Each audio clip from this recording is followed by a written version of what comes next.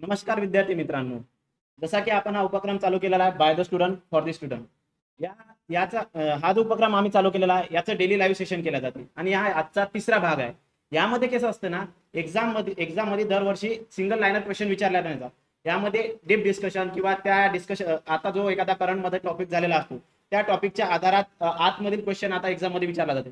आणि यामध्ये काय होतं, विद्यार्थी हा गोंधळून जातो, नेमकं त्याने स्टडी नेमकं करावी कुठून, तो वेगवेगळ्या प्लॅटफॉर्मचा शोध घेतो. पण याचाच पर्याय म्हणून आम्ही एक उपाययोजना सुरू केलेली आहे. यामध्ये आम्ही वेगवेगळ्या प्लॅटफॉर्महून माहिती गोळा करतो आणि तेच तुम्हाला एका व्हिडिओच्या माध्यमातून प्रस्तुत करतो. आणि यामध्ये कसे आम्ही काही पॉईंट सादर करतो. या पॉईंटमध्ये जर आम्ही कुठे चुकलो किंवा हा पॉईंट चुकीचा आहे किंवा यामध्ये आणखी काही क्वेश्चन तयार होऊ शकतात, हे जर तुम्हाला वाटत असेल तर तुम्ही ते आम्हाला कमेंटमध्ये सुचवू शकता. तर आम्ही आमच्या डिस्कशनला चालू करतो. काल आपण बघितलं त्यामध्ये कालच सेंट्रल गव्हर्नमेंटने सीए जे आपला सिटिझनशिप अमेंडमेंट ऍक्ट आहे तर ते आता लागू करण्यास सुरुवात केलेली. तर जे सीए ते फर्स्ट टाइम कधी आलं होतं तर ते आणलं होतं सुरुवातीला जेव्हा ते प्रस्ताव आणला तर तो 2016 मध्ये आणला होता. परंतु तो लोकसभेत पारित केला 9 डिसेंबर 2019ला, राज्यसभेत केला 11 डिसेंबरला आणि 12 डिसेंबरला त्यावरती राष्ट्रपतींची स्वाक्षरी झाली. त्यावेळेस राष्ट्रपती कोण होते? रामनाथ कोविंद.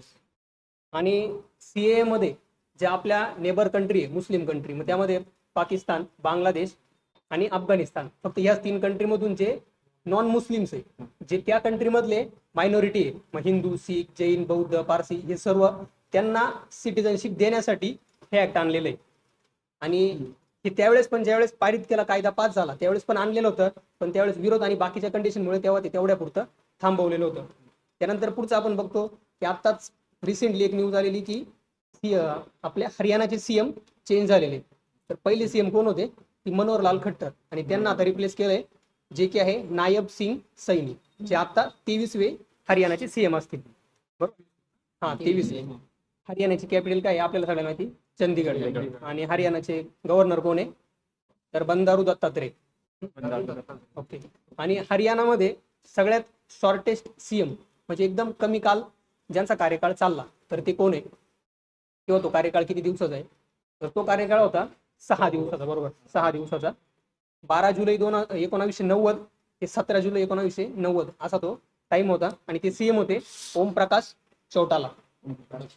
हा. त्यानंतर आता जी रिसेंटली एक न्यूज आपण बघतोय इलेक्ट्रॉल बॉन्डची, बरोबर, की जे एसबीआय कडून दिले जातात आणि त्याला आपला सुप्रीम कोर्टने त्यावरती आता जी केस चालू होती त्यावरती निर्णय दिला आणि त्यांना ते सर्व हिशोब द्यायला लावलाय. बरोबर. तर मग ते इलेक्ट्रॉल बॉन्ड म्हणजे नेमकं काय? इलेक्ट्रॉल बॉन्ड काय की राजकीय पक्षांना देणगी देण्यासाठी, जे आपण निवडणूक रोखे म्हणतो किंवा जो निधी, तो निधी गोळा करण्यासाठी गव्हर्नमेंटनं, सेंट्रल गव्हर्नमेंट आपल्या एनडीएच्या गव्हर्नमेंटनं 2018 मध्ये त्यावेळेस अरुण जेटली अर्थमंत्री असताना 18च्या बजेटमध्ये तो प्रस्ताव मांडला होता. आणि मग त्यामधून काय की जो कोणी देणगी देणारा असेल त्याचं नाव हे उघड केलं जात नाही, म्हणजे ती प्रायव्हसी ठेवली जाते. मग ती जी व्यक्ती आहे ती कोणी पण व्यक्ती किंवा कोणती पण कंपनी ती देणगी देऊ शकतो आणि त्याला काही लिमिट नाही हायर किती देऊ शकतो, काय देऊ शकतो. आणि ते बॉन्ड हे 1000, 10,000, 1,00,000, 10 लाख, 1 कोटी म्हणजे अशा हजारच्या पटीत मिळतात आणि मिनिमम त्याची रक्कम ही 2,000 आहे.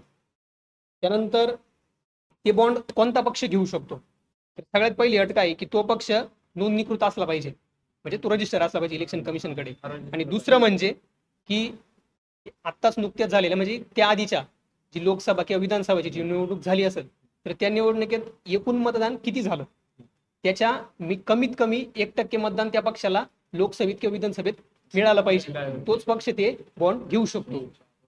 आणि त्यामध्ये सगळ्यात जास्त जे बॉन्ड भेटलेले तर ते बीजेपीला भेटलेले. हा. आणि हे बॉन्ड किंवा हे जे वितरित केले जातात ते फक्त जानेवारी, एप्रिल, जुलै, ऑक्टोबर याच्या 1 ते 10 तारखेमध्ये म्हणजे या क्वार्टरच्या पहिल्या 10 दिवसातच दिले जातात. फक्त ज्यावेळेस इलेक्शनचा पिरियड असतो त्यावेळेस ती मुदत 30 दिवसांनी वाढवली जाते. आणि आतापर्यंत टोटल बॉन्ड हे 22,217 इतके बॉन्ड आतापर्यंत भेटलेले किंवा वितरित केलेले. आणि हे बॉन्ड फक्त एसबीआय देऊ शकते आणि एसबीआयच्या टोटल 29 ब्रांच आहे ज्या हे बॉन्ड वितरित करतात किंवा देतात. हा, फक्त एसबीआय देऊ शकते आणि त्याच्या पण सगळ्या ब्रांचने 29 ब्रांच आहेत. बरोबर ना? आणि त्यानंतर मुंबई ब्रांचला सगळ्यात जास्त बॉन्ड दिले होते. मुंबई ब्रांच, हा, आय थिंक ते काही 4,000 कोटी ना. 24% बॉन्ड दिले होते. आणि याची रक्कमची पटी 1,000, 10,000, 1,00,000 हजारच्या पटीत पाहिजे आणि मिनिमम 2,000. त्यानंतर आजच आपण आजचीच एक न्यूज आहे की इंडिया बँकेने मास्टर कार्ड सोबत एक टोकनाइज सिस्टीम आहे जी की त्यांचं इंडस पेवियर हे लॉन्च केलंय आणि हे भारताचं पहिलं ऑल इन वन टोकनायझेबल बिअरेबल आहे. बरोबर, त्यासाठी सिक्युरिटी किंवा त्याचं हे वाढण्यासाठी ते लॉन्च केलेलं आहे. मास्टर कार्ड आहे ते का? मास्टर कार्ड सोबत त्यांच्या कोलॅबोरेशन मध्ये त्यांनी ते केलंय. आणि इंडस इंडियाचं आपलं जे मुख्यालय किंवा आपण हेडक्वार्टर होतो ते कुठे आहे? मुंबई. मुंबईला आहे. ओके. आणि इंडस्ट्रीचं जे बिअरेबल आहे त्याची जी आपली टॅप टू पे त्याचे ते हे विदाउट पिन फक्त 5,000 मॅक्झिमम 5,000 ट्रान्झॅक्शन करू शकतात मॅक्झिमम विदाउट पिन. विदाउट. जर 5,000च्या वर गेलं तर मग पिन टाकावं लागतं. म्हणजे हे एटीएम सारखं आहे का? टॅप टू पे म्हणजे फक्त टॅप करायचं पे होऊन जातं. म्हणजे विदाउट फिजिकल कार्ड आहे ते. अच्छा.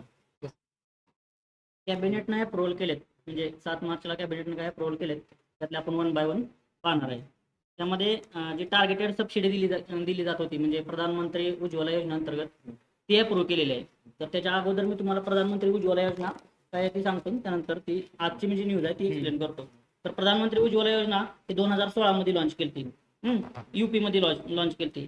नंतर ती इम्प्लिमेंट कोण करतं? Minister of petroleum and natural gas. Okay. तिचं एम आहे की फ्री LPG कनेक्शन द्यायचं वुमनसाठी. रुरल आणि डिप्रायड हाऊस होल्ड जेवढे असतील त्यांना LPGचं कनेक्शन आहे ना ती फ्री द्यायचं. ह्यासाठी ही स्कीम 2016 मध्ये लॉन्च केली. त्याची फीचर आहे ती मग सुरुवातीला काय मग त्याला इलिजिबिलिटी कोण आहे तर 2011च्या सेन्ससनुसार 2018च्या सेन्ससनुसार जे बिलो पॉवर्टी लाईन आहेत ते इलिजिबल आहेत. त्यामध्ये त्यांना फायनान्शियल असिस्टन्स 1,600 रुपये दिला गेला कनेक्शनसाठी, LPG कनेक्शन घेण्यासाठी. आणि ऍप्लिकंट आहे ना ती वुमनच असली पाहिजे, तिचं वय आहे ना 18 वर्षाच्या वर असलं पाहिजे. नंतर ऑब्जेक्टिव्ह काय होतं म्हणजे ही प्रधानमंत्री उज्ज्वला जी स्कीम आहे ती हेतू काय होता की एम्पॉवर करायचं महिलांनी आणि त्यांची हेल्थ प्रोटेक्ट करायची आणि जे हेल्थ हजार्ड आहे त्यांचं त्यापासून त्यांना वाचवण्यासाठी मेन इनिशिएटिव्ह घेतलेला आहे. तर आता ही जी आज न्यूज आहे की आज काय केलंय की त्यांनी टार्गेटेड सबसिडी 300 रुपये पर 14.2 किलो असेल ना त्यासाठी 300 रुपये सबसिडी द्यायचं एक्सटेंड केली. म्हणजे ती पहिल्यापासूनच चालू होती, पहिली कमी होती 200 रुपये पर सिलेंडर. पर सिलेंडर. ओके. आपलं 14.2 ते सिलेंडरचं 14.2 किलो. नंतर कधी 2024-25 साठी. ओके. नंतर ही 12 रिफिल पर एनम एका वर्षात तुम्ही 12 रिफिल करू शकता. ओके. पर सिलेंडरला 300 रुपये. नंतर ती जी सबसिडी आहे ती डायरेक्ट खात्यामध्ये जमा होणार. नेक्स्ट त्यासाठी बजेट किती दिलंय? 12,000 करोड 2024-25 साठी. आणि त्याचा असा उद्देश आहे की हे बजेट देण्यामागचा की जवळजवळ 10 करोड फॅमिलीला त्याचा फायदा झाला पाहिजे म्हणून निधी दिलेला आहे. नंतर आता ॲव्हरेज कन्झम्पशन आहे का ना LPGचं ते 29% वाढलेलं आहे. 2019 ते 24 मध्ये LPG कन्झम्पनची जर तुलना केली 2019 ची 24 सोबत तर 29% LPGचं कन्झम्पन वाढलेलं आहे. टोटल 10.27 करोड बेनिफिशरी आहेत 1 मार्च 2024 पर्यंत सध्याचा डाटा. आतापर्यंत त्याचे लाभार्थी 2022 पर्यंत ना जी टार्गेटेड सबसिडी होती ती 200 रुपये होती. 2023 पासून 300 केली. आता ती वाढवली म्हणजे त्याचा पिरियड वाढवला. 300 सेमच आहे. कधीपर्यंत वाढवलं? ती 3 कशाची 2024-25 साठी. तिथं कसं आता ते 2023 पर्यंत होती पण या 1 वर्ष त्यांनी आणखी एक्सटेंड केली म्हणजे ते 300 रुपये पर सिलेंडर मध्ये सबसिडी देणार ते. ओके. नंतर जी पहिल्यांदा स्कीम आली होती तिला उज्ज्वला 1.0 म्हणायचं 2016 मध्ये आलेली. आणि उज्ज्वला 2.0 म्हणजे ती 2021 मध्ये लॉन्च केलेली. तिचा मेन उद्देश होता की मायग्रंटला जास्तीत जास्त ह्याचा फायदा झाला पाहिजे म्हणजे ही स्कीम पण मायग्रंटला जास्त फायदा झाला पाहिजे म्हणून 2.0 दिली होती. त्याच्यात 1 करोड LPG कनेक्शन मिळालं पाहिजे ह्यासाठी 2.0 म्हणजे अजून पहिलं दिले आहेच पण अजून एक्सटेंड 1 करोड वाढवायसाठी 2.0 उज्ज्वला 2.0 लॉन्च केली होती.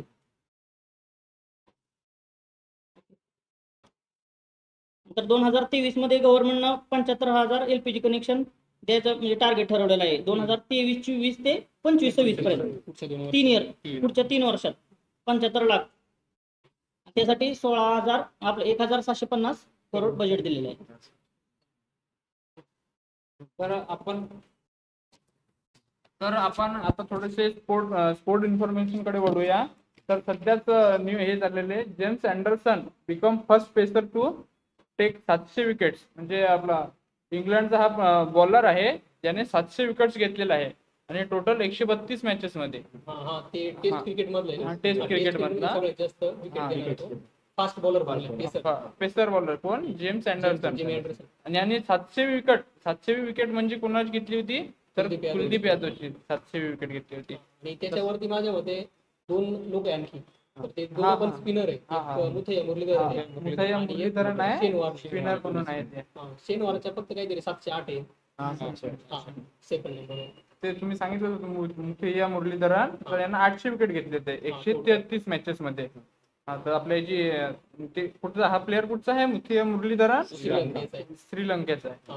2 नंबर वाला शेनवार ऑस्ट्रेलिया आणि जेमी अँडरसन इंग्लंड. तर आपल्या श्रीलंकाची कॅपिटल तर माहितच असेल.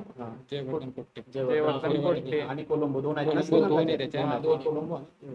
आणि इंग्लंडची काय आहे कॅपिटल? लंडन. तसंच आपला इंडियाचा पण एक बॉलर म्हणून आहे, स्पिनर म्हणून कुंबळे म्हणून आहे, अनिल कुंबळे. तेच.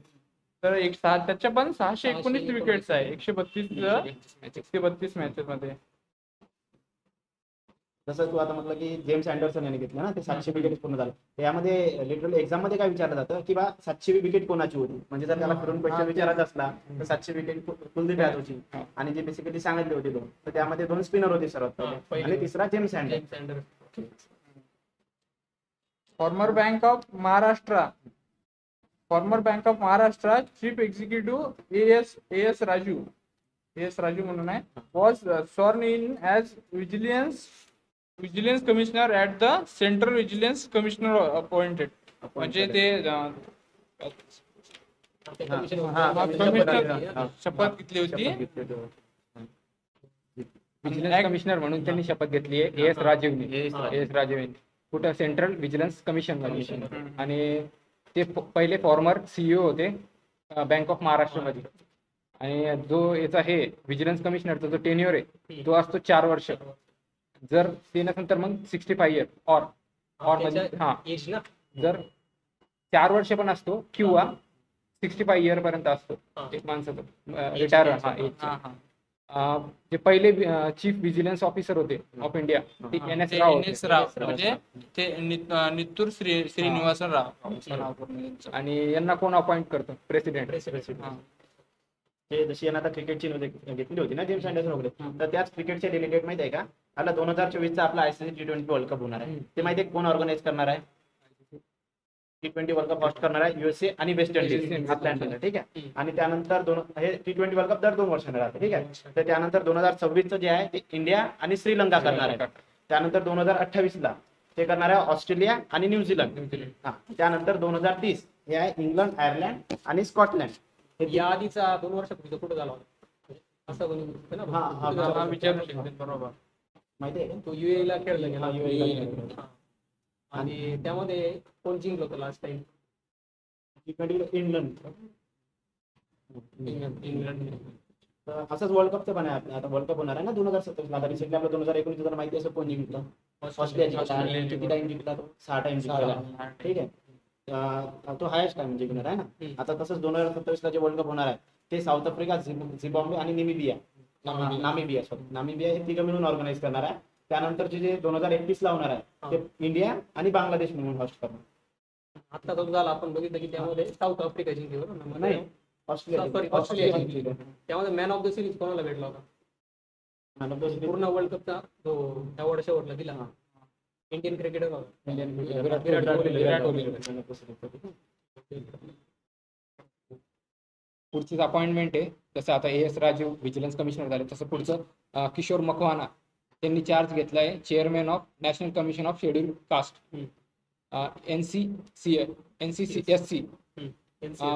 NCSC. आणि दुसरे जे लव कुश कुमार त्यांनी चार्ज घेतलाय मेंबर ऑफ NCSC. सेम हे चेअरमन होते किशोर मकवाना आणि लव कुश कुमार हे मेंबर आहे. आणि NCSCचा हे कुठं कधी झालेलं आहे फाउंडेशन 2004ला. आणि हेडक्वार्टर कुठे आहे त्याचं? न्यू दिल्लीला. ही जी ती एक कॉन्स्टिट्युशनल बॉडी आहे आणि comes under ministry of social justice and एम्पॉवरमेंटची याच्यात येते. यांचे युनियन मिनिस्टर कोण आहे? वीरेंद्र कुमार.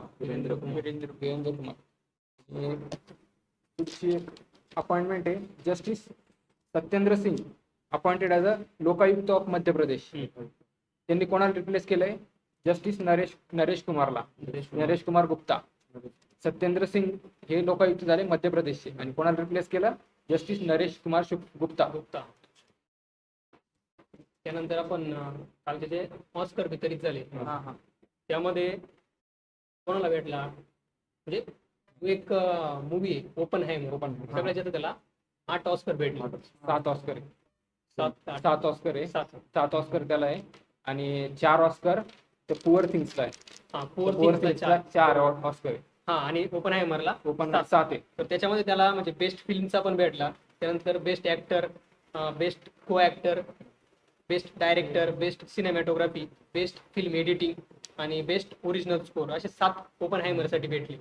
आणि जो कालचा झाला तो मूवी कालचा झाला तो लॉस एंजेलिस तिथे तो अवॉर्डची जी सेरेमनी तिथे झाली आणि ती आत्ताची 96 टाइम म्हणजे 96वी सेरेमनी होती.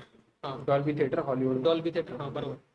आणि त्यामध्ये बेस्ट ऍक्टर हा सिलियन मर्फीला भेटला. तर बेस्ट ऍक्ट्रेस हा एमा स्टोन साठी पुअर थिंग्सची. आणि जो पुअर थिंग्स सिलियन मर्फी आहे तो आहे ओपनहायमर. आणि को ऍक्टर आपला रॉबर्ट डाउनी ज्युनियर त्यांना को ऍक्टर ओपनहायमर साठी तो पण. आणि बेस्ट ऍक्ट्रेस सपोर्टिंग रोल साठी डावाइन जॉ रॅन्डॉल्फ द फोल्डओव्हर साठी. आणि पहिल्यांदा अकॅडमी अवॉर्ड कधी झालेला आहे? 29 मध्ये. फर्स्ट टाइम 29 मध्ये झाले होते. आणि माझ्या मते ते त्यानंतर 1930 ला म्हणजे त्याची दुसरी जी एडिशन झाली तेव्हा फर्स्ट टाइम रेडिओद्वारे पब्लिकली त्याला काय म्हणतो प्रसारित करण्यात आलं रेडिओद्वारे. आणि फर्स्ट टाइम टेलिव्हिजनवरती 1953 ला ते आले. 1929 ला पहिला अवॉर्ड आला. 30 ला तो पहिल्यांदा रेडिओवरती पब्लिकली आला. 16 मे ला ना 16 मे 1930. आणि 1953 ला फर्स्ट टाइम टेलिव्हिजनवरती आपल्या टीव्ही वरती आला होता. आणि त्यानंतर 1957 ला आपल्या इंडियाची जी मदर इंडियाची मूवी ती मूवी त्यासाठी नॉमिनेटेड होती. आणि ती Italian movie the French drama Nights of Cabiria याच्याकडून फक्त एका वोटनं हरली होती 57 ला. आणि मग मदर इंडियाच्या नंतर म्हणजे 57 पासून आतापर्यंत जवळपास 55 फिल्म इंडियाच्या तिथं नॉमिनेटेड झालेले आहे. आणि फर्स्ट इंडियन कोण आहे की ज्याला ऑस्कर भेटला होता माहिती का? गांधी मूवीसाठी भेटला होता आणि तो कॉस्ट्युम डिझायनिंग साठी भेटला होता. तर ते कोण?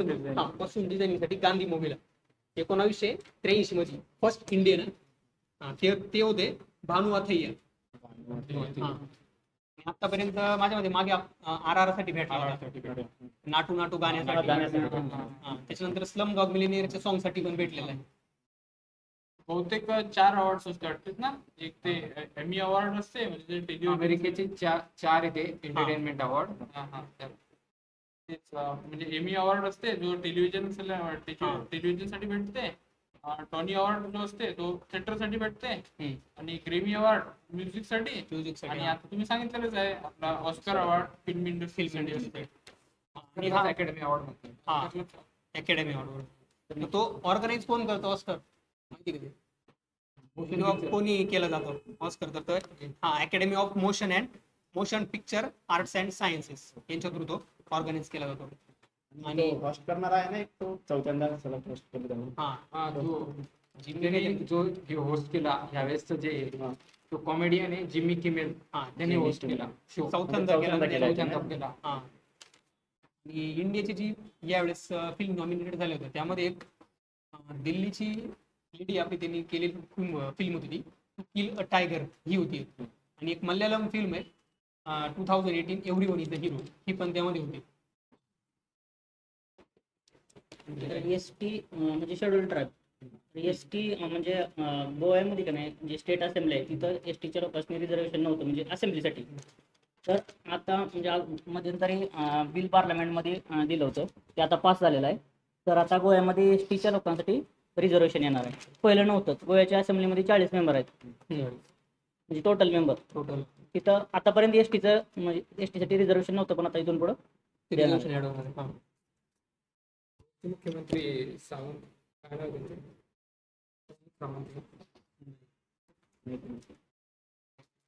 जर विद्यार्थी मित्रांनो तुम्हाला जर गोव्याचे मुख्यमंत्री माहित असेल तर तुम्ही ते आम्हाला कमेंटमध्ये सुचवू शकता.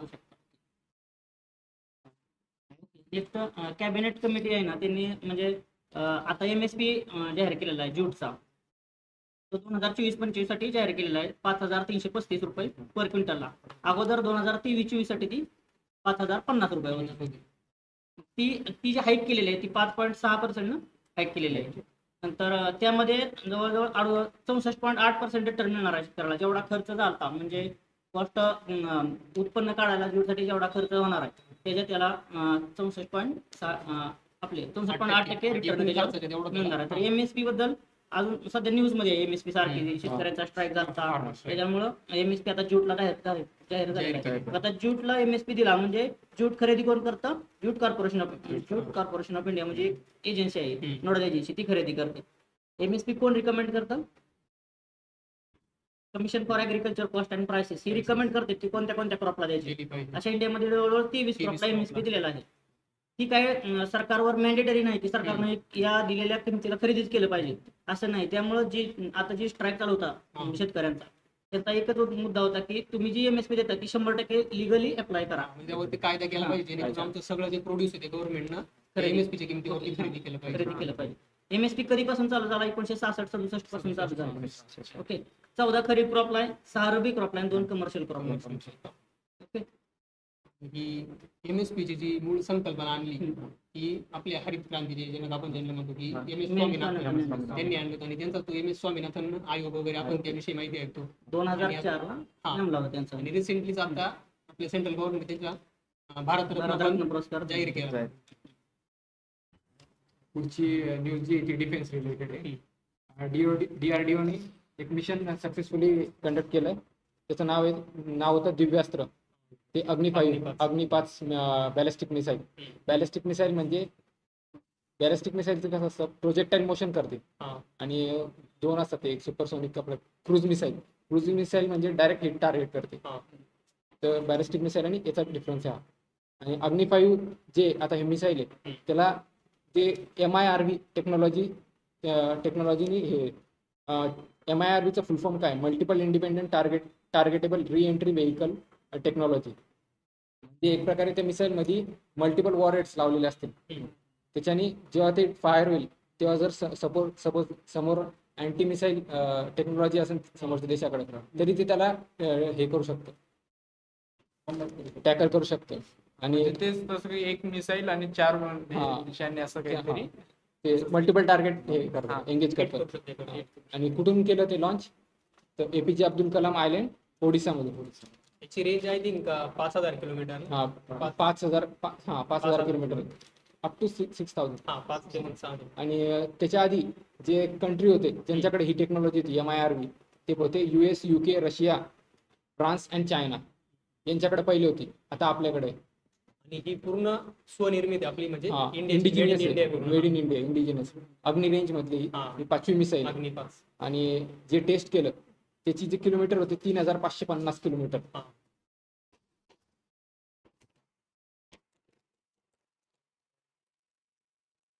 पुढची इंडिया आणि बांगलादेशनी टुरिझम फेअर ऑर्गनाईज केला होता ढाकामध्ये. ढाका म्हणजे बांगलादेशची राजधानी. ढाका आपले बांगलादेशची करन्सी काय? टका. आणि ते इव्हेंट ऑर्गनाईज कोणी केलं होतं? India Bangladesh chamber of commerce and industry IBCCI आणि Bangladesh outbound tour operator association BOTOA. जे BOTOA चे प्रेसिडेंट आहे इक्बाल महमूद. आणि व्हाईस प्रेसिडेंट कोण आहे IBCCI चा? शोएब चौधरी. आणि high commissioner of India to Bangladesh, जे इंडियाचे हाय कमिशनर आहे बांगलादेशसाठी, ते कोण आहे? प्रणय वर्मा.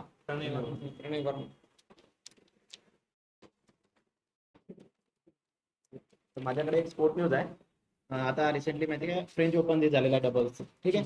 त्यामध्ये सात्विक चिराग ठीक आहे, म्हणजे सात्विक सायरी रंकरेड्डी आणि चिराग शेट्टी या दोघांनी विन केलेलं आहे ते, ठीक आहे. म्हणजे हे दोघं इंडियाचे आहेत. आणि यांचे जे अपोनंट्स होते, ठीक आहे, यांचे अपोनंट्स माहिती आहेत कोणा तुम्हाला? चायनीज आहे ते, ली जे हुई आणि यांग पोहान, ठीक आहे. म्हणजे हे शब्द, हे जे नाव आहेत हे लक्षात ठेवण्यात आहे, कारण की एक्झामच्या टाइमला हे कोण, यांचे अपोनंट्स कोण होते हे विचारतात. कोण होते? ली जे हुई, यांग पोहान, हे दोघं होते, ठीक आहे. डायरेक्ट कोण जिंकला असं ते विचारण्यासाठी पूर्ण फिरवून घेतात. आणि हे होते तायवान कंट्रीचे, म्हणजे चायनीज तायपुई म्हणून, ठीक आहे. आणि याच्या अगोदर आपल्या इंडियानं सेकंड टाइम आहे. याच्या अगोदर 2022 मध्ये पण आपण जिंकलेलो आहे, ठीक आहे. आणि हे सात्विक आणि चिरागला रिसेंटली मेजर ध्यानचंद पुरस्कार आता हे केलेला आहे, अवॉर्ड केलेला आहे. आपला जो नॅशनल अवॉर्ड आहे ना तो त्यांना दिलेला आहे. आणि मेजर ध्यानचंद हा अवॉर्ड आहे, त्याचं नामकरण केलेलं आहे. नामकरण त्याला पहिले काय नाव राजीव गांधी पुरस्कार होता. मेजर ध्यानचंद. आणि याची जी कॅश प्राइज राहते ना ती पहिली राहते 25 लाख रुपये राहते या मेजर ध्यानचंदची. आणि पहिलं माहिती आहे का कोणाला दिलं होतं ते? म्हणजे राजीव गांधी खेलरत्न पुरस्कार जेव्हा नाव असताना समजतो, आपले जे चेस प्लेअर आहे ना विश्वनाथ आनंद, यांना ते पहिलं दिलं होतं. कोण आहे चेस प्लेअर आहे, ठीक आहे. आणि नॅशनल स्पोर्ट डे माहिती आहे कधी? 29 ऑगस्ट. आणि आपले स्पोर्ट मिनिस्टर अनुराग ठाकूर. आणि हे जी याच्यातली एक थोडी कव्हर करायची राहिली होती माझी, जे सात्विक आणि चिरागने आपले फ्रेंच ओपन डबल जिंकलेला आहे ना, तर ऑर्गनाईज कोणाला केलं होतं? हेल्प कोणी केलं होतं? हे केलं होतं अरेना पोर्टे डे ला चेपल, पॅरिसमध्ये, फ्रान्समध्ये केलं. सेकंड टाइम होतं यांचं. सेकंड या जोडी पहिले एकदा 2022 ला पहिल्यांदा जिंकलेला आहे त्यांनी. आता ही सेकंड टाइम यांची विन होती. आणि 2019 मध्ये रनरअप होते. 19 मध्ये रनरअप, पहिल्यांदा 2022 ला जिंकले. आणि हे माझ्याकडे एक लेटेस्ट न्यूज आहे. ACI-ACQ ASQ म्हणजे airport counselling international airport service quality, यांनी सध्याच न्यूज, दिल्ली एअरपोर्ट आहे ना, दिल्ली एअरपोर्ट हे airport in Asian Pacific region मध्ये सगळ्यात टॉपचं आणि चांगलं एअरपोर्ट ठरलं म्हणून सध्याच घोषित केलेलं आहे 2023 नुसार. ते कंटिन्यू 6 वेळा टॉपचं एअरपोर्ट ठरलेलं आहे दिल्ली एअरपोर्ट 2023 नुसार. आणि काही आणखी आहे तुमच्याकडे? कॅबिनेटने अप्रूव्ह दिले मिशन इंडिया AI म्हणजे आर्टिफिशियल इंटेलिजन्स. तर त्याला कॅबिनेटने अप्रुव्हमेंट दिली. ही एक मिशन आहे. याच्या अंतर्गत काय केलं जाईल की ही मिशन कशासाठी आहे, तर जी AI इनोव्हेशन इकोसिस्टम आहे इंडियामधली, AI म्हणजे आर्टिफिशियल इंटेलिजन्सची जी इनोव्हेशन आणायचं आपल्याला त्याच्यात आर्टिफिशियल इंटेलिजन्समध्ये, तर ती जी इकोसिस्टम आहे ना इंडियामधली ती स्ट्रेंथन करण्यासाठी मिशन इंडिया AI लॉन्च, म्हणजे कॅबिनेटनं त्याला अप्रूव्ह दिलेलं आहे. पुढची न्यूज आहे, NDRFने ITBP सोबत टायअप केलं. का बरं? डिप्लॉय केलंय रेस्क्यू टीम चायना बॉर्डरला. आता एक न्यूज होती की चायना बॉर्डरला कितीतरी आपले सैनिक डिप्लॉय केले, लाखाच्या ह्याच्यात काहीतरी सैनिक. त्यासाठी आणखी न्यूज आली त्याच्या रिलेटेड. NDRFने आणि ITBPने डिप्लॉय केले रेस्क्यू टीम. NDRF म्हणजे काय? National disaster response force. आणि ITBP म्हणजे Indo Tibetan border police. NDRF जी आहे ती, यांचं एम काय होतं मेन, NDRF ITBP ला ट्रेन करणार होती रेस्क्यू ऑपरेशन, तिथं जे हिमालयन रिजन मध्ये रेस्क्यू ऑपरेशन कसं करायचं त्यासाठी ट्रेन करणार होती. NDRF ITBP ला ट्रेन NDRF करणार होती ITBP ला. कारण की इंडो तिबेटियन बॉर्डर पोलीस आहे ना, हे यांचं हे एक्सपर्टी नॅशनल डिझास्टर याच्यात आहे. आणि जे कोणत्या स्टेटमध्ये ते जम्मू काश्मीर, उत्तराखंड, हिमाचल प्रदेश आणि सिक्कीम या राज्यांच्या याच्यावर कर्नाटक. तर विद्यार्थी मित्रांनो, हे असं आज आमचं डिस्कशन होतं. या डिस्कशनच्या माध्यमातून आम्ही तुम्हाला काही माहिती, म्हणजे जे करंट अफेअर्स मध्ये सध्या चालू घडामोडी आहे ते पुरवायचा तुम्हाला प्रयत्न करत आहोत. यामध्ये काही आमच्याकडे अपुरी माहिती असू शकते किंवा काही चुकीची माहिती असू शकते, ते तुम्ही कमेंट बॉक्समध्ये टाकू शकता. किंवा आमच्यामध्ये काही सुधार किंवा तुम्हाला याबद्दल आणखी काही क्वेश्चन हवे असतील ते सुद्धा तुम्ही कमेंटमध्ये सुचवू शकता. धन्यवाद.